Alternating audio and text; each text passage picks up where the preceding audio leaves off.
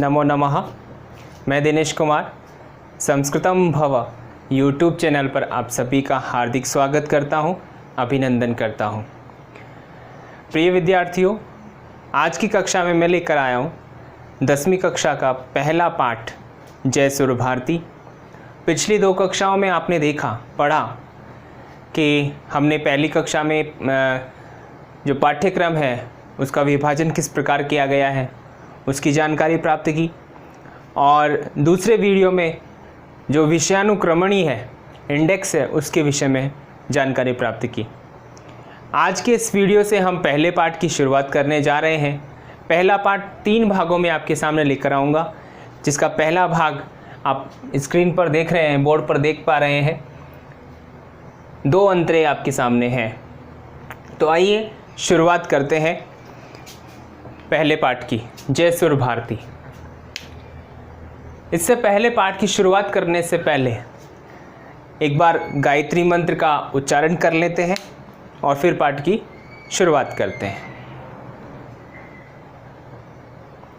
ओम भूर्भुवः स्वः तत्सवितुर्वरेण्यं भर्गो देवस्य धीमहि धियो यो नः प्रचोदयात्। आइए शुरुआत करते हैं। सबसे पहले आप देख रहे हैं पुस्तक नाम। पुस्तक का नाम क्या है? चूँकि हम शुरुआत कर रहे हैं तो पुस्तक का नाम भी आपको मालूम होना चाहिए, स्पंदना। इसका अर्थ क्या है? स्पंदना का क्या अर्थ अगर आपसे पूछा जाए तो आप जवाब दे सकते हैं प्रेरणा देने वाली, गति देने वाली। गति देने वाली का मतलब है आगे बढ़ाने वाली। ठीक है। कौन है? संस्कृत भाषा, अर्थात संस्कृत भाषा का ये पर्याय है जिसका अर्थ है प्रेरणा देने वाली या गति देने वाली। और स्पंदना शब्द की व्युत्पत्ति कैसी हुई है? तो स्पद, जिसे हम स्पंद भी कहते हैं, एक्चुअली इसका अर्थ होता है फड़कना। इस अर्थ में ये प्रयोग की जाती है। गति करना मतलब आगे बढ़ना, प्रेरित करना, इस अर्थ में ये प्रयोग की जाती है। ल्यू प्रत्यय है और टाप प्रत्यय है। चूँकि ल्यू प्रत्यय करने से स्पंदन शब्द बनेगा और टाप प्रत्यय करने से स्पंदना स्त्रीलिंग में शब्द बनेगा, जिसका अर्थ प्रेरणा देने वाली अर्थात संस्कृत भाषा है। तो ये तो था स्पंदना शब्द यानी पुस्तक नाम जो है, पुस्तक का नाम है, उसका मतलब विश्लेषण। अब बात करते हैं हम पहले पाठ का विश्लेषण। तो यहाँ देखिए पाठ परिचय में पाठ का नाम क्या है? जय सुर भारती। ठीक है। लेखक का नाम डॉक्टर हरिरामाचार्य। ग्रंथ नाम मधुच्छंदा, यानी उद्धृत ग्रंथ जो है, संकलित ग्रंथ जो है जिससे लिया गया है, मधुच्छंदा। विधा कौन सी है? पद्य विधा है, यानी कि गीत रूप में ये बताई गई है। वर्ण्य विषय इसका क्या है? भगवत्याः, भगवती, सरस्वत्याः, सरस्वती जो है उसका स्तुति परकम, यानी कि नमस्कारात्मक, ये नमस्कार करते हुए वर्णनम, यानी वर्णन किया गया है, यानी माँ सरस्वती का स्तुति करते हुए, नमस्कार करते हुए वर्णन किया गया है। तो ये तो पाठ परिचय, सामान्य पाठ परिचय था, जो कि आपको हिंदी अनुवाद करने में, आपको व्याख्या करने में, ठीक है, मदद करेगा। और अब है पाठ अपना जो गीत स्वरूप में है। आइए शुरुआत करते हैं। उच्चारण करते हैं। जय जय हे भगवती सुर भारती, तव चरणौ प्रणमाम। जय जय हे भगवती सुर भारती, तव चरणौ प्रणमाम। नाद ब्रह्ममयी जय वागीश्वरी, शरणं ते गच्छाम। जय जय हे भगवती सुर भारती, तव चरणौ प्रणमाम। तो आइए देखते हैं जय यानी जय हो, जय जय हो। आपके सामने क्रिया है जय जय, रिपीट किया है, 2 बार किया है, विप्सा है, अर्थात कहने का मतलब है कि जय हो जय हो। ठीक है, विशेष रेस्पेक्ट दी गई है किसकी जय हो। तो जो सवाल बनता है तो यहाँ पर आगे लिखा है कि हे भगवती, हे यानी संबोधन सूचक और भगवती का मतलब है शोभा से युक्त, शोभा से युक्त। ठीक है, कौन? सुर भारती, सुर यानी स्वर और भारती यानी स्वामिनी, स्वरों की जो स्वामिनी है अर्थात माँ सरस्वती। आप सीधा भी कह सकते हो माँ सरस्वती। ठीक है, जो माँ सरस्वती है, जो कैसी है? शोभा से युक्त है। ऐसी माँ जो सरस्वती है उसकी क्या हो? जय हो। हे माँ सरस्वती, हे शोभाशाली माँ सरस्वती, तुम्हारी जय हो। और आगे क्या है? तव, तुम्हारे, तव यानी तुम्हारे, तुम्हारे किसके? माँ सरस्वती के। चरणों, चरणों को, या आप कह सकते हो चरणों में। प्रणमामः यानी प्रणाम करते हैं, प्रणाम करते हैं। ठीक है ना, कौन प्रणाम करते हैं? हम सब, हम सभी विद्यार्थी प्रणाम करते हैं। कभी हम सभी विद्यार्थियों के लिए कह रहे हैं कि जब भी विद्यार्थी प्रार्थना करते हैं तो क्या कहेंगे कि हम सब, हम सब। अब ये हम सब कहाँ से आया? तो प्रणमाम जो क्रिया है अर्थात ये उत्तम पुरुष बहुवचन की क्रिया है और इसमें कर्ता जो होता है वो आपका होता है वयम, इसलिए हमने हम सब का अर्थ यहाँ पर लिया।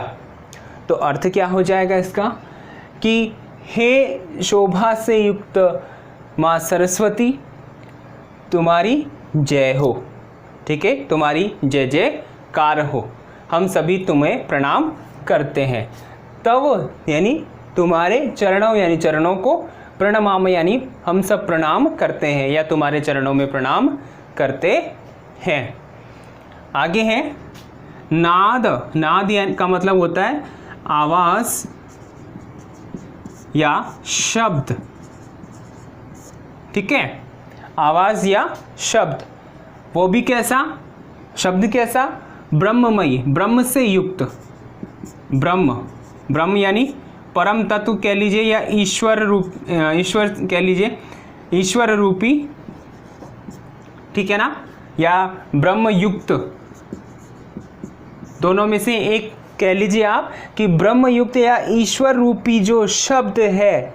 ठीक है, माँ सरस्वती के जो शब्द हैं, ठीक है ना, जय जय हो वागीश्वरी, हे वाणी की देवी। वागीश्वरी का संधि विच्छेद करेंगे, वाक धन ईश्वरी, यहाँ जशत्व संधि है, ये भी आपको ध्यान रखना है। वाक यानी वाणी और ईश्वरी यानी कि स्वामिनी।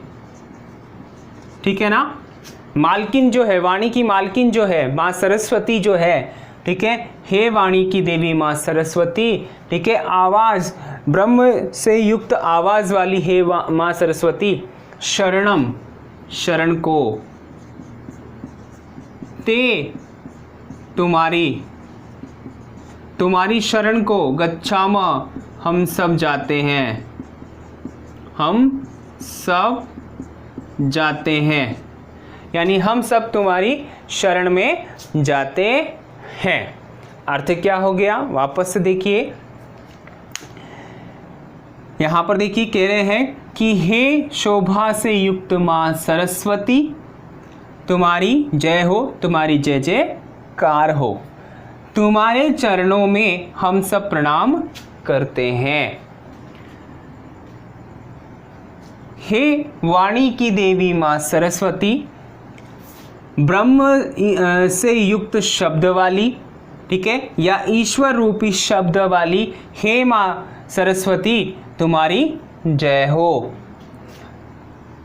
ते यानी तुम्हारी, शरणम यानी शरण को, गच्छाम यानी हम सब जाते हैं, यानी तुम्हारी शरण में हम सब जाते हैं।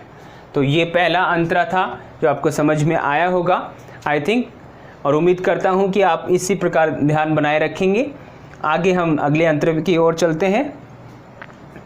आगे लिखा है त्वमसि शरण्या त्रिभुवन धन्या सुरमुनि वंदित चरणा। त्वमसि शरण्या त्रिभुवन धन्या सुरमुनि वंदित चरणा। नवरस मधुरा कविता मुखरा स्मित रुचि रुचिरा भरना। यहाँ पर देखिए सेकंड अंतरे में हम इसको अलग अलग करके देखें तो त्वम असि पदच्छेद करते हैं तो क्या हो जाएगा, त्वम धन असि। त्वम यानी तुम, असि यानी हो, तुम हो, ठीक है ना, तुम हो, तुम हो। तुम कौन, किसकी विषय में हम बात कर रहे हैं, तो यहाँ पर हम विषय माँ सरस्वती के विषय में हम बात कर रहे हैं। तो वह है माँ सरस्वती है। अब उसकी विशेषताएं कौन कौन सी है, तो देखिए शरण्या, शरण देने वाली, शरणदात्री आप बोल सकते हो, शरण देने वाली, ठीक है। और कैसी है, त्रिभुवन धन्या, तीनों लोकों में श्रेष्ठ, ठीक है ना, तीनों लोकों में जो श्रेष्ठ है, शरण देने वाली है, ठीक है, ऐसी तुम हो, ठीक है। और कैसी है माँ सरस्वती, सुर, सुर का मतलब होता है देवता, सुर का मतलब क्या होता है, देवता। मुनि यानी मुनि, ऋषि मुनि जो होते हैं वो, वंदित यानी पूजी गई, वंदित का मतलब क्या हो जाएगा, पूजी गई। चरणा यानी चरण वाली, चरण वाली, मतलब क्या हुआ इसका कि सूर्य यानी देवता और मुनि यानी ऋषि मुनि, देवता और ऋषि मुनियों के द्वारा पूजी गई चरण वाली, पूजी गई चरण वाली ऐसी तुम हो। हे माँ सरस्वती तुम्हारे चरण हैं जो ऋषि मुनियों ने भी धोए हैं, ऋषि मुनियों ने भी पूजे हैं। तो हम सभी तो विद्यार्थी हैं, हमारा तो परम कर्तव्य है, हम विद्यालय में आते हैं विद्या अध्ययन करने के लिए, तो हमारा परम कर्तव्य है कि हम भी आपका स्तवन करें, हम आपकी स्तुति करें। तो यहाँ कह रहे हैं कि देवताओं और ऋषि मुनियों ने, ठीक है ना, तुम्हारे चरण क्या किए हैं, पूजे हैं, या यूं कह लीजिए कि देवता और ऋषि मुनियों के द्वारा पूजी गई चरण वाली हे माँ सरस्वती तुम हो, ठीक है। दोनों लाइन समझ में आई होंगी, ठीक है। ये करता है तुम यानी तुम, माँ सरस्वती के लिए आया है, और असि यानी हो, ये क्रिया है जो सबके साथ लगानी है, ठीक है। आगे देखिए और क्या विशेषता बताइए, नवरस, 9 रसों से, 9 रस, ठीक है। मधुरा सुंदर, मधुर, ठीक है ना। कविता यानी कि कविता जो कवि के द्वारा लिखी गई होती है, बताई गई होती है। मुखरा यानी कि मुखरित या स्फुटित, स्फुटित, प्रकटित, ठीक है। मुखरा का मतलब निकली हुई या प्रकटित, प्रकट हो गई है जो ऐसी, ठीक है ना, ऐसी प्रकट, मतलब प्रकट हो गई है ऐसी कविता। और कविता भी कैसी, मधुर यानी सुंदर, और सुंदर भी कैसी है, 9 रसों से युक्त, यानी कि 9 रसों से युक्त सुंदर कविता, प्रकटित कविता के जैसी हो, तुम ऐसी हो, ठीक है। हे माँ सरस्वती तुम कैसी हो? 9 रसों से युक्त सुंदर कविता, प्रकटित कविता के समान हो, मतलब स्पष्ट सुनाई देने वाली कविता के समान हो। ठीक है। अब यहाँ एक प्रश्न बन जाता है कि रस आपने 9 बताए, तो 9 रस कौन कौन से हैं? तो देख लीजिएगा, श्रृंगार, हास्य, वीर, भयानक, रौद्र, बीभत्स,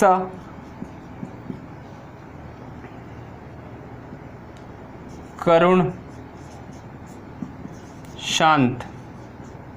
एक बार गिन लीजिए, श्रृंगार, हास्य, वीर, भयानक, रौद्र, बीभत्स, करुण, शांत और अद्भुत। ठीक है। ये 9 रस होते हैं जो यहाँ पर बताए गए हैं, कविता के रूप में बताए गए हैं। इन 9 रसों से युक्त कविता वाली, सुंदर कविता वाली तुम हो। ठीक है। आगे देखिए और क्या विशेषता बताइए। स्मिता, स्मित का मतलब हल्की हंसी, यानी कि मंद हंसी, आप यूं भी कह सकते हो, मंद हंसी। ठीक है ना, हल्की यानी मंद हंसी। ठीक है। रुचि यानी कि रुचि वाली, रुचि वाली। ठीक है ना। स्मित रुचि यानी कि हल्की जो हंसी है, हल्की जो रुचि है। ठीक है ना, यानी मुख पर, आपके मुख पर जो हल्की हंसी नजर आती है, माँ सरस्वती के मुख पर जो हल्की हंसी नजर आती है, वही रुचिरा। रुचिरा का मतलब सुंदर। आभरणा, आभरण यानी आभूषण वाली, सुंदर आभूषण वाली लगती हो, यानी कि वही सुंदर आभूषण है। तुम्हारी चेहरे पर जो हल्की हंसी है वही तुम्हारा सुंदर आभूषण है। ऐसी तुम हो, ऐसी आभूषण वाली, सुंदर आभूषण वाली तुम हो। हे माँ सरस्वती ऐसी तुम हो। तो यहाँ पर देखिए माँ सरस्वती के लिए कौन कौन से विशेषण बताए गए हैं, वापस से रिपीट करते हैं कि हे माँ सरस्वती तुम शरण देने वाली हो, तीनों लोकों में श्रेष्ठ हो, देवता और ऋषि मुनियों के द्वारा पूजी गई चरण वाली तुम हो, 9 रसों से युक्त सुंदर कविता, प्रकट स्पष्ट होने वाली कविता के समान या के जैसी तुम हो, और हल्की हंसी से युक्त सुंदर आभूषण वाली तुम हो। ऐसी हे माँ सरस्वती तुम हो। उम्मीद करता हूँ कि ये आपको समझ में आया होगा, ये दोनों अंतरे आपको समझ में आए होंगे। और फिर भी कोई कमी हो या आपको कुछ सजेशन देना हो तो आप कमेंट बॉक्स में दे सकते हैं। और अब यहाँ पर हम एक बार आपको एक प्रश्न और बता देते हैं कि एक प्रश्न आता है जो कि हम लास्ट में हम जब प्रश्न उत्तर करेंगे तो आप तब भी आप ध्यान रखिएगा कि संबोधन सूचक जो शब्द हैं वो कितने हैं या कौन कौन से हैं। तो यहाँ ध्यान रखिए 1 2 3 4, यानी 1 2, ठीक है, 3 4, ये 4 यहाँ पर संबोधन सूचक शब्द है या संबोधन वाले पद हैं, इसमें कोई सा नहीं है। ठीक है। हम बात करते हैं संधि की, बात करते हैं तो यहाँ पर देखिएगा, यहाँ मैंने जसत्व संधि बता दी, एक संधि यहाँ पर है, यहाँ पर लिख देता हूँ रुचिरा धन आभरणा। ठीक है। दीर्घ संधि है यहाँ पर, ये भी संधि की बात हो गई। ठीक है। तो उम्मीद करता हूँ ये आपको पहली क्लास पहले पार्ट की समझ में आई होगी। फिर मिलेंगे अगली कक्षा में, तब तक के लिए धन्यवाद।